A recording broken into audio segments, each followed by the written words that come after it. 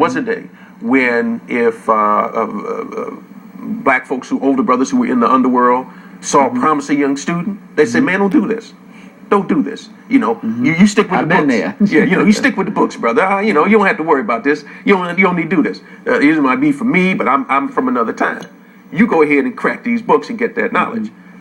We need to go back to that. We need to go back to that. And what we have to understand is simply that education is a tool for liberation, a tool for self-recreation, and I think, the linchpin of our racial reconciliation. And I keep saying it, and I don't mean to be repetitive. No, that's all right. But we have to come back to that. And history is an integral part of that. It is an integral part of that. And remember, you asked me about African history. First of all, African history is world history. If you don't know African history, you will never fully appreciate and understand world history. And as children, as the sons and daughters of Africa, we will never understand our place in the world until we know African history. There's one other thing. We make the mistake of thinking that every African that we meet, every native African, knows African history. No, not necessarily. No, not necessarily. I can tell you about every king and queen in Europe, but they don't necessarily know African That's right. history. So, they don't know European history. So it is essential that we teach I consider it, we're all African people, one way or another. We all need to know the history of the continent. And it's crucial. First of all, because until there's evidence to the contrary, based on current scientific knowledge, humanity began in Africa.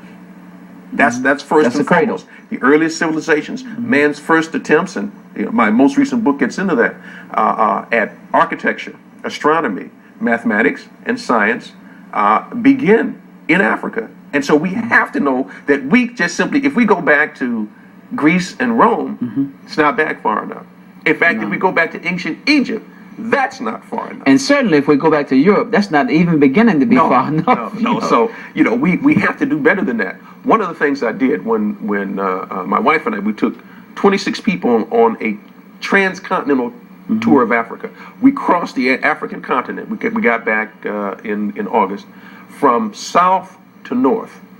And one of the things that, because this was a study tour, we wanted folks to understand was that what you saw as you moved from South Africa to Zimbabwe to Zambia to Kenya was that the symbols, the folkways, the cultures would culminate in Egypt, but that you have one continuous stream of African culture and thought and action as you go deeper and deeper into the heart of the continent. It is all, once again, connected. And it was amazing. One deity figure that we saw in Zimbabwe up near Victoria Falls was the exact same figure that we would see 1,000 miles later in a museum that focused on ancient Egyptian art.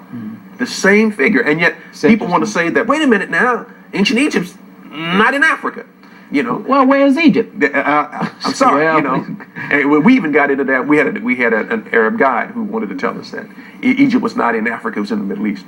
I know. I listened to a tape by Dr. Asa Hilliard some time ago, and he was telling about in Florida. There's a little kid who's in school, and his parents go to the ASCAP meeting. Yes. And the little kid heard the parents saying that Egypt was in Africa, and that the ancient Egyptians were Africans. And so he went to school and heard the teacher teaching on this, and he said to the teacher, white teacher in the white school, that the ancient Africans were black people. And they sent him to the office, and they eventually sent the kid home. Oh, I can assure you that I know where that has happened for real. The child persisted on saying it. Well, listen, we don't have to go to Florida. It's happened in Prince George's County, at certain public schools, where if a child questioned the teacher because they learned something African-centered, and just asked just the question, a little bit, they were perceived as a discipline problem and sent to a specific teacher in a room in the back, almost in the dark. And how is the young person going to associate knowledge and African history and culture with anything positive if they're penalized every time they have a question? Okay, let's talk about your books. Well, as of your latest book today, I've written 5 books. Okay. What are they? The Afro-American Inventor, Friends of Frederick Douglass, Black Explorers. Okay. Black Inventors from Africa to America. And I co-wrote Black Georgetown Remembered with two professors from Georgetown. Let's talk about Frederick Douglass. People think that nowadays people say, well, that Minister Louis Farrakhan is very radical, but Frederick Douglass was more radical than that in a lot of ways. Ultimately, yeah, his politics took him away from, and I don't want to get into it either, but away from the Garrisonians who believed if you could appeal to someone's moral sense, you could persuade them to end slavery. And Douglass began to drift in the more active camp, that you had to make bold strikes if you were going to end slavery. And so that took him out of the mainstream, as it were. And although he at one point didn't get along with brothers who said, man, you need to be more active, he drifted out of the Garrisonian camp and into a more active and more black-oriented abolitionist camp. Were there a lot of abolitionists who were angry at him when he moved?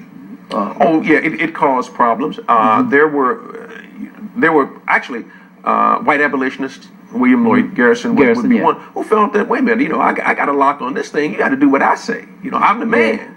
But Douglass felt it was important for black people to seize more of a role in talking out against slavery. And it is. It's our issue. We have a voice, and we have to do this on our own.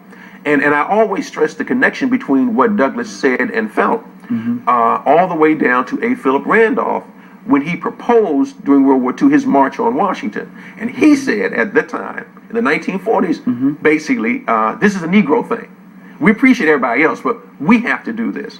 And more of our leaders need to speak out and be forthright about that. Because maybe Garrison felt that because he was white and he had maybe influence, that maybe he could garner some kind of influence with Congress or something. I don't know. Oh, well, we also have to understand that in order, if he was being challenged by more black folk, there was an issue about leadership. Who was going to call the shots for the ultimate destiny of the abolitionist movement? Well, a lot of abolitionists, to me, seem to be this paternalistic kind of attitude. Absolutely. Absolutely. And many black abolitionists chafed under that paternalism. They knew that they weren't children, that they weren't, and particularly once they had associated with the other abolitionists, they were flesh and blood men the same as they. And they believed it. Many abolitionists did not believe in racial equality. They believed in an end to slavery, but they did not believe in racial equality. Well,